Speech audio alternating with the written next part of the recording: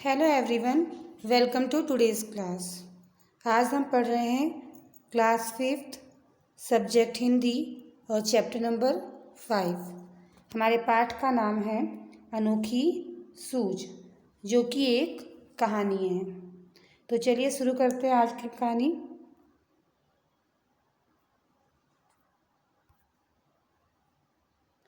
बात पुराने ज़माने की है। उन दिनों देवताओं और दानवों में युद्ध होता रहता था। दोनों पक्ष मिलकर एक बार प्रजापति के पास गए। वहाँ जाके बोले, मान्यवर, हम दोनों ही आपकी संतान हैं। बताइए कि हम दोनों में से बुद्धि में कौन बड़ा है। उनकी बात सुनकर प्रजापति मुस्कुराए। मन में सोचने लगी, किसे बड़ा बताऊं, देवताओं को या दानवों को। यदि मैं देवताओं को बड़ा बताता हूँ तो दानव मुझसे नाराज होते हैं, और यदि मैं दानवों को बड़ा बताता हूँ तो देवता नाराज होते हैं। हो सकता है तब दोनों आपस में लड़ने लगे।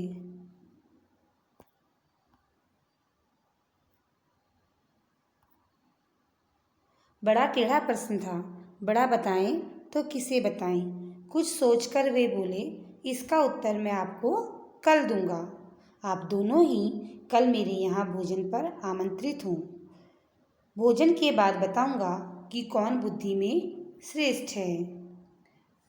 दूसरे दिन दोनों पक्ष भोजन के लिए प्रजापति के पास पहुंच गए। दोनों को अलग अलग कमरों में बिठाया गया और वहां मिष्टान से भरे थाल भिजवा दिए गए।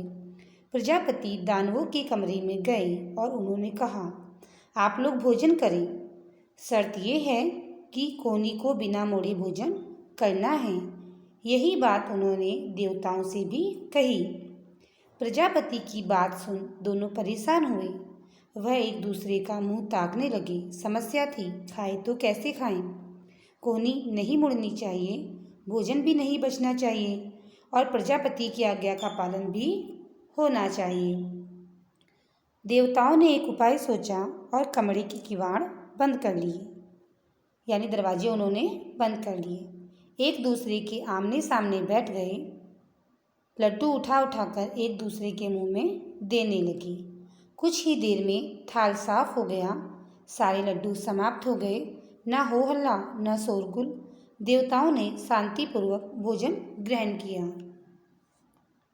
दानव अपने कमरे में परेशान थे। सोचने लगे, बेकार ही यहाँ आए। नहीं आती तो ये परीक्षा तो नहीं देनी पड़ती। अब आ ही गए हैं तो परीक्षा भी देनी ही पड़ेगी। दानवों ने भी किवाड़ बंद की। लड्डुओं को थाल पर टूट पड़े। लड्डू लेकर ऊपर उछालने लगे।